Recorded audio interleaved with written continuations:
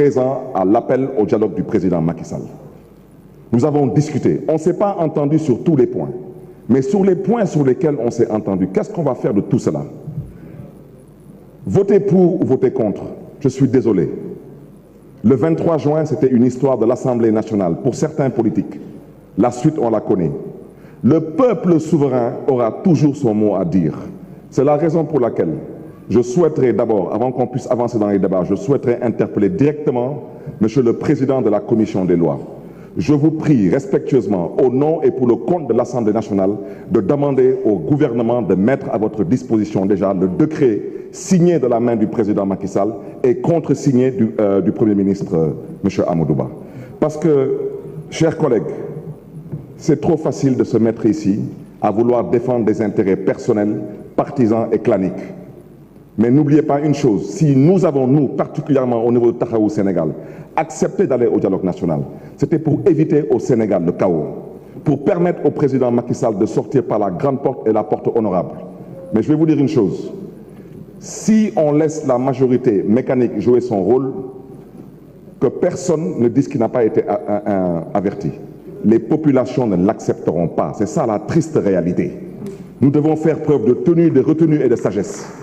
Et c'est la raison pour laquelle je terminerai mon propos en dénonçant l'hypocrisie de la CEDEAO, mais surtout la fumisterie de l'Union africaine. Parce que ce qui se passe aujourd'hui au Sénégal devrait être dénoncé. Le protocole de la CEDEAO est violé. Le protocole est très clair. Il dit que nul ne peut changer les règles du jeu 6 mois avant le jour du scrutin. Alors pourquoi le mutisme de la CEDEAO? Pourquoi le mutisme de l'Union africaine? Et pendant ce temps, on reproche à certains présidents africains, dont le président du Mali, du Niger, du Burkina, de se retirer de la CEDEAO. Donc je terminerai mon propos par lancer un appel à Monsieur le Président Macky Sall. Je vous prie de bien vouloir faire preuve de tenue et de retenue. Le Sénégal en vaut la peine. Et vous méritez mieux que cela. Je vous remercie. La parole est à Moussa Diakhaté, président de la Commission.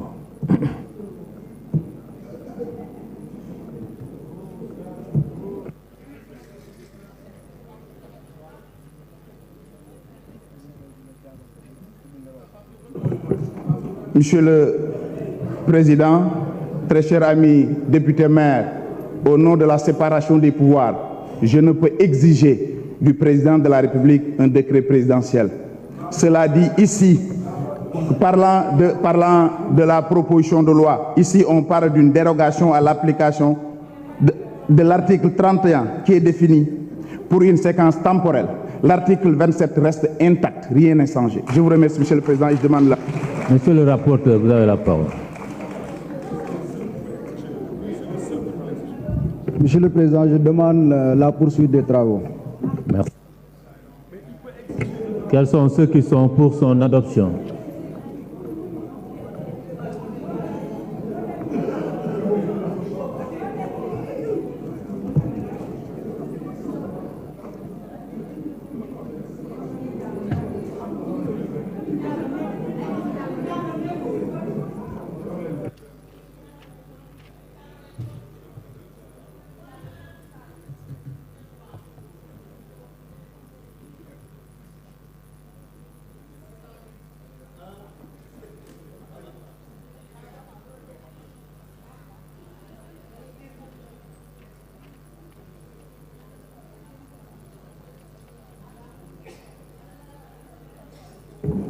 « 55 voix.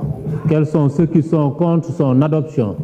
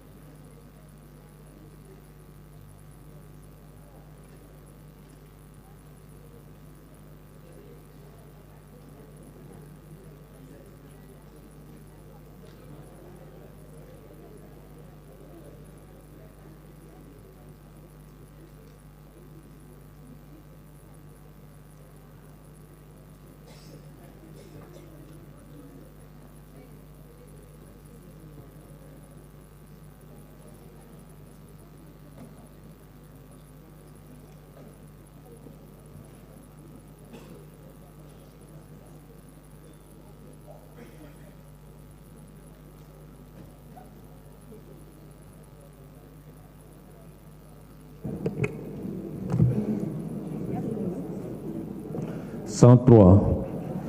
Quels sont ceux qui s'abstiennent? 0. La question est repoussée. La discussion générale s'engage. Vous avez la parole.